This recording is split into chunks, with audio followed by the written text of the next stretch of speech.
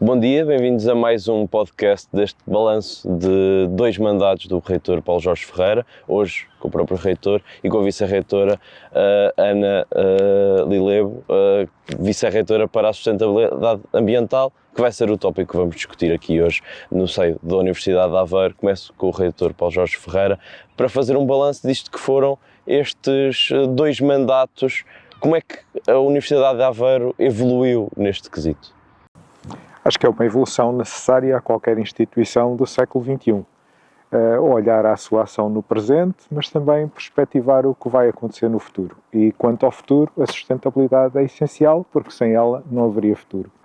No primeiro mandato, a sustentabilidade ambiental já era tida como uma das 3 linhas estratégicas da Universidade de Aveiro e foi tida como algo importante e transversal a todo aquilo que era o trabalho dentro da UA. Mas depois, no segundo mandato, aquilo que aparece é que a ambição é ainda maior. Se a ambição era maior, agora como é que olhamos para trás? Fez sentido a aposta e deu resultados, deu frutos? Acho que faz sentido. Quando nós entramos, há um conjunto de prioridades estabelecidas e depois, à medida que o tempo vai passando e se vão ao encontro de algumas dessas prioridades, haverá sempre outras. A sustentabilidade é uma daquelas que terá sempre lugar na agenda, quer das instituições de hoje, quer das instituições de amanhã. Sem a sustentabilidade, nós ficaríamos sempre reféns do lado errado da história. A sustentabilidade é uma questão de justiça intergeracional e, por isso, tratá-la com respeito pelo futuro é essencial para uma instituição. O plano estratégico para o quadriênio que agora está a terminar, 2023 a 2026, definia um objetivo muito concreto, era a redução da pegada carbónica em 10%. Como é que estamos neste momento? Estamos aqui a acabar o quadriênio, já estamos em 2026, qual é o ponto de situação? A Universidade também não está hoje onde estava quando esse objetivo foi estabelecido. Acho que é muito importante termos um objetivo e ter um objetivo ambicioso. Agora, isso foi escrito tendo presente que, à medida que a instituição evoluísse e crescesse, que obviamente também seria difícil reduzir a pegada. Ou seja, se uma instituição tem esta pegada e se mantém dentro do tamanho, o número de pessoas, o número de edifícios, etc., que tinha, faz sentido tentar reduzi-la a 10%. Se a instituição crescer para o dobro, por exemplo, em número de pessoas, em edifícios, etc., naturalmente a pegada vai aumentar também. O nosso esforço é fazer com que aumente, mas não de uma forma proporcional. Optamos todos, conscientemente, deliberadamente, por não dividir pelo número de pessoas. E isso foi um objetivo concreto, porque se tivesse dividido pelo número de pessoas, bastaria à Universidade ter mais gente para estar a reduzir a pegada em termos de objetivos, o que não me parecia lícito e transparente. Portanto, o objetivo, como está desenhado, é difícil, mas é, acho eu, o objetivo necessário, aquele que se impõe como desafio institucional. Professora Ana Lilebo, eu ia lhe perguntar precisamente por esta questão do crescimento.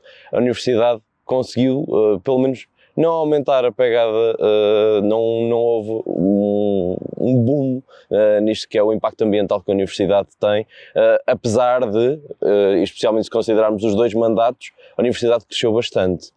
Como é que foi articulado o trabalho de crescimento sem que esse crescimento significasse mais dano ambiental? Obrigada pela questão. Estamos a falar da pegada ecológica, que inclui também as reduções das emissões. Como o Sr. Reitor referiu, ao crescermos, temos uma maior consciencialização que podemos ter medidas adicionais para mitigar o impacto desse mesmo crescimento. Qualquer edifício implica a utilização de betão ou de outros materiais que podem obedecer a construções verdes, a edifícios mais ecológicos, que nos próprios materiais que incorporam acabam por ter um impacto menor. Também a questão das energias renováveis, ou seja, o crescimento da universidade também foi acompanhado de um crescimento nas fontes de energia renováveis. Para isso também foram aproveitadas outras oportunidades, nomeadamente do Fundo Ambiental e de outras medidas de financiamento que a Universidade soube ir buscar para acompanhar esse crescimento e diminuir então esse impacto que é inerente ao próprio crescimento.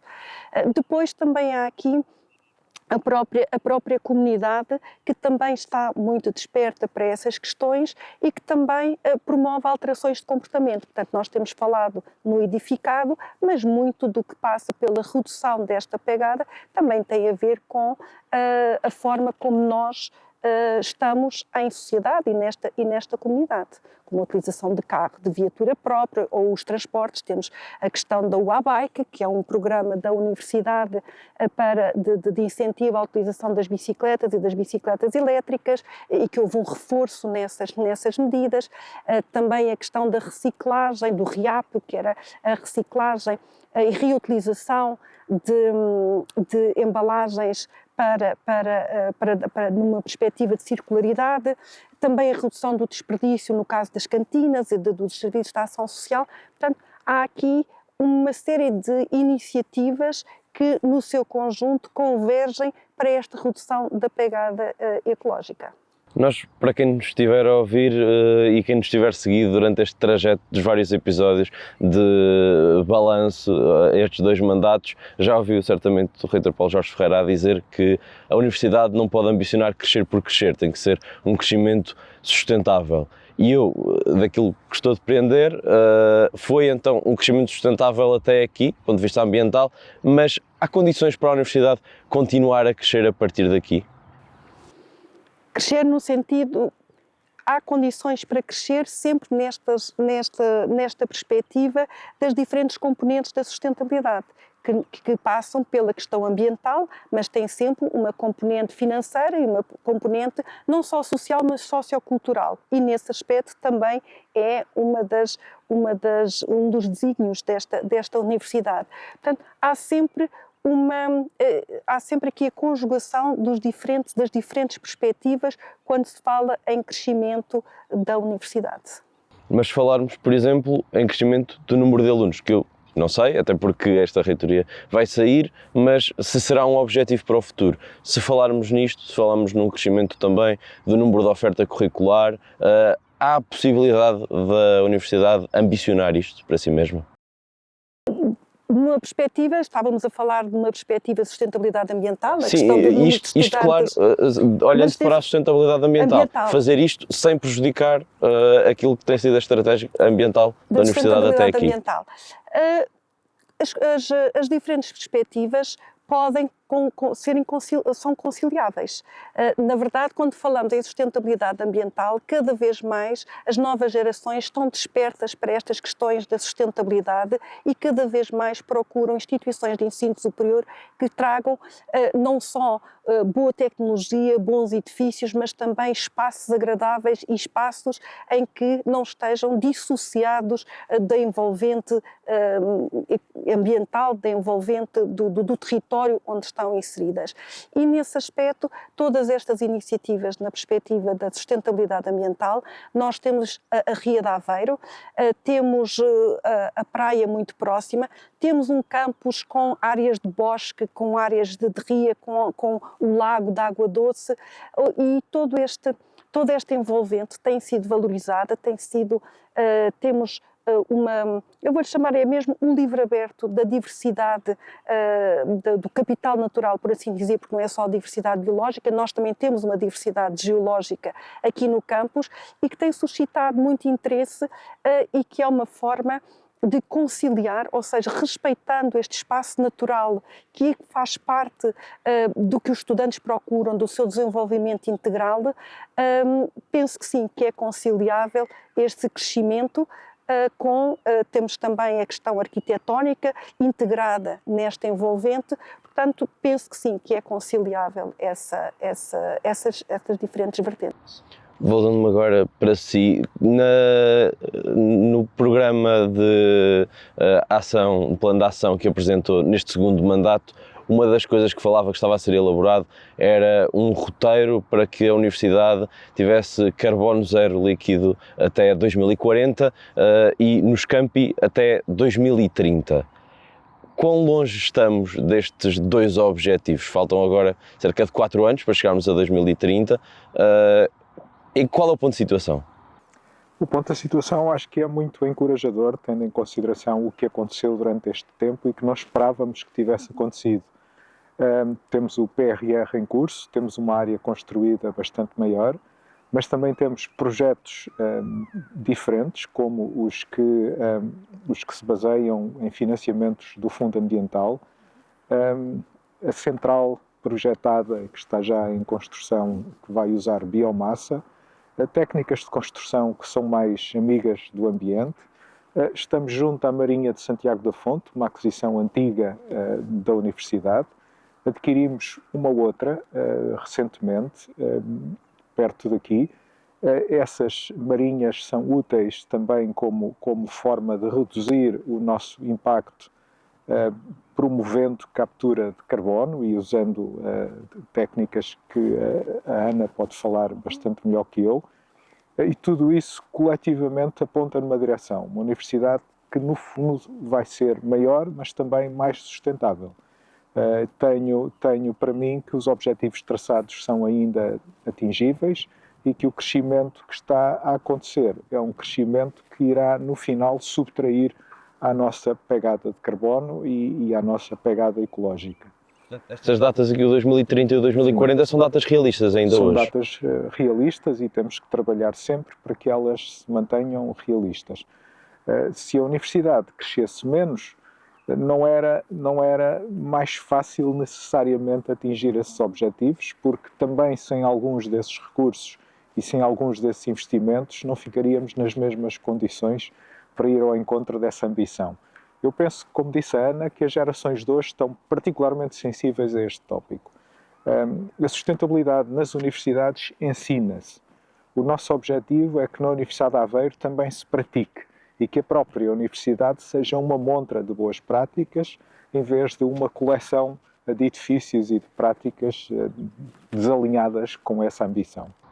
Porque falou do PRR, os fundos europeus, os fundos comunitários, era algo que já quando se candidatou desta segunda vez que vinha pensado. Portanto, PRR, PT 2030, qual é que foi a estratégia para abordar estes fundos do ponto de vista da sustentabilidade ambiental? Portanto, alinhado com estes objetivos que já temos vindo aqui a falar, como é que a Universidade pensou a abordagem a estes fundos e de que maneira que agora tem estado a resultar ou que frutos é que espera colher, porque sabemos que nem tudo está ainda, a obra ainda não está toda feita, mas o que é que a Universidade neste momento perspectiva tirar destes dois apoios em concreto?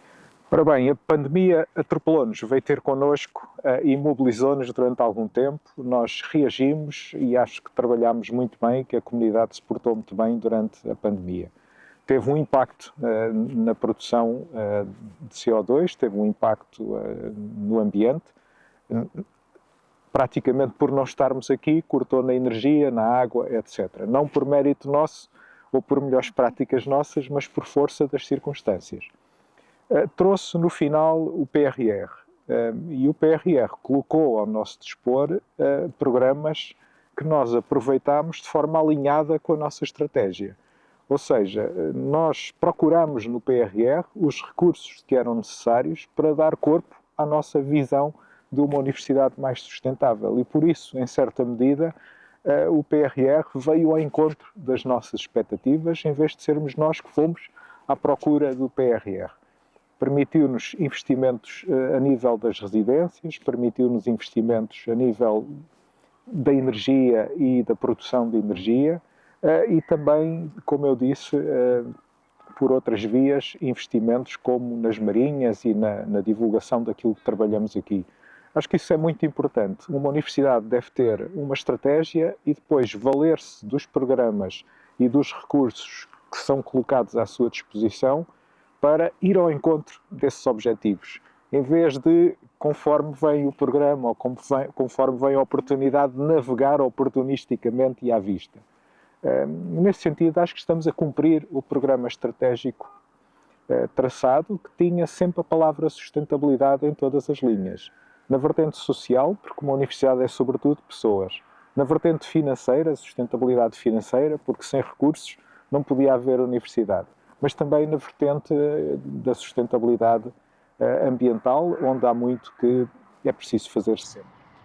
Sobre os apoios de uma maneira geral, estes fundos comunitários são suficientes, digamos assim, suficientes nunca o são, mas servem aquilo que são as ambições da universidade, ou é preciso ainda mais para conseguir chegar mais além também, cumprir os outros objetivos que já falámos aqui? Eu acho que a universidade deve ter sempre ambição, deve querer sempre fazer melhor. Uma instituição que está satisfeita com o que é, fica para trás, porque todas as outras estão a andar. E nós temos que andar com o mundo, acompanhar as tendências e projetar sempre o futuro. Portanto, eu acho que a universidade nunca pode pôr as mãos nos bolsos, sorrir de satisfação com aquilo que tem, porque nesse momento começa a perder. O PRR veio ao nosso encontro, nós utilizámo-lo como eu expliquei. No fundo, ele está a terminar, mais poucos meses e termina. A universidade continuará cá e o trajeto tem de ser sempre este: pensar no futuro e valer-se dos recursos que tiver ao seu dispor para conseguir chegar aos objetivos que traçou. Professora Ana Lília, uma das coisas que era tida como fundamental para ambos os mandatos era a valorização dos campi. Quem nos estiver a ver consegue ver que a Universidade de Aveiro está envolvida num cenário natural que também a ajuda desde o ponto de vista da sustentabilidade ambiental. Qual é que foi a estratégia ao longo destes mandatos para valorizar os campi e de que maneira é que está melhor ou não do que estava quando a reitoria entrou? Bem, pegando aqui num chavão, nós só conseguimos valorizar aquilo que conhecemos. Portanto, uma das estratégias foi efetivamente dar a conhecer de uma forma mais sistematizada. Obviamente as pessoas gostam de passear, gostam de percorrer os campi, não só aqui, todos os diferentes campos da universidade, porque é um espaço aberto, é um espaço que convida a que as pessoas usufruam deste espaço natural, mas darmos a conhecer foi um dos primeiros passos e, como eu referi, o A-Nature, que é uma plataforma onde está recolhida e sistematizada essa informação. Estamos a falar de vegetação, estamos a falar de aves que nidificam na UA, estamos a falar de pequenos mamíferos, até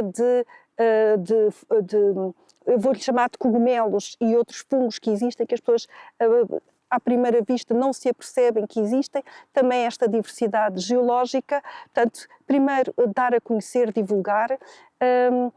Também há percursos que podem ser feitos na UA. Temos trabalhado muito com a Associação Académica O Aveiro é Nosso, e devo dizer que é na Associação Académica o grupo que tem esta responsabilidade das questões da sustentabilidade e ambientais. Tem havido muita interação, o que tem sido também muito importante para esta comunicação, e ele, não só pelos canais de comunicação, mas também a forma de comunicar e esta proximidade com toda a comunidade, principalmente os estudantes, que são a maior comunidade. Portanto, dar a conhecer, nós temos um compromisso que se chama Nature Positive Pledge, que é mais do que mitigar, portanto, o objetivo deste conjunto de universidades. Este compromisso foi iniciado pela UNEP, que é das Nações Unidas, é o Programa Ambiental das Nações Unidas, juntamente com a Universidade de Oxford, e a Universidade de Aveiro foi uma das primeiras 200 universidades a nível mundial a juntar-se a este compromisso. E este compromisso não é só mitigar o impacto da existência da própria universidade, que, como vimos, está ligada a esta redução da pegada ecológica só pelo facto de existir e de ter esta atividade, mas de ter uma de motivar e de incentivar ações proativas para, neste caso, tem a ver com a redução de impacto, mas também algum restauro de podermos cuidar dos campi. Temos, e existe esse programa onde, neste caso, a Associação Académica, através do Haver é Nosso, também está envolvido. Temos um dos programas mais antigos de plantar o futuro, que envolve a Associação Académica. Portanto, há assim iniciativas que não são pontuais, são iniciativas recorrentes e que estão a ser estão a ser consolidadas. E consolidadas porque estão a ser estruturadas e estão a envolver toda a academia, portanto os estudantes, mas também toda a comunidade UA, de forma a que não fiquem só naquele momento e que acabem por não só ganhar escala, mas perpetuarem-se no tempo nestes pequenos passos que vão fazendo a diferença. Há pouco falava do outro programa, o A-Bike, o A-Bike, que foi lançado já nesta reitoria, portanto no primeiro mandato do reitor Paulo Jorge Ferreira, e que no início, pelo menos, a adesão ficou um bocadinho aquém daquilo que tinham sido as metas traçadas. Como é que hoje os estudantes olham para este programa, para as bicicletas que têm disponíveis? Há já adesão que justifique a aposta que foi feita? Eu devo dar um exemplo em que eu fico na lista de espera. Pode-se até dizer que eu tenho informação privilegiada e, na verdade, eu fiquei em lista de espera porque não fui rápida o suficiente. Portanto, não sei se isto responde à sua questão, mas é um facto. Portanto, penso que a adesão tem sido houvesse mais bicicletas. Certo? E é o armazém da Quimigal que nós transformamos num edifício com valências diferentes. Uma delas residência, outra estacionamento. E como está junto à estação, espero que isso também permita levar e trazer bicicletas com maior comodidade e conforto, particularmente quando o tempo não é sempre favorável. Há vários sinais de toda esta mudança entre os nossos estudantes e entre a nossa comunidade. Eu disse no aniversário da Associação Académica que são as gerações mais velhas que determinam o futuro, mas são as gerações mais novas que o irão viver. E por isso nós termos esta atenção com as novas gerações e elas próprias reivindicarem o seu papel e o seu lugar, acho que é um ato de inteira justiça com o presente e com o futuro. Muito bem, com esta nota terminamos este episódio. Continuaremos com mais episódios ainda nas próximas semanas. Agradeço mais uma vez aos dois terem estado aqui para mais este episódio do podcast de entrevistas de Balanço de Mandato do reitor Paulo Jorge. Muito obrigado. Obrigada.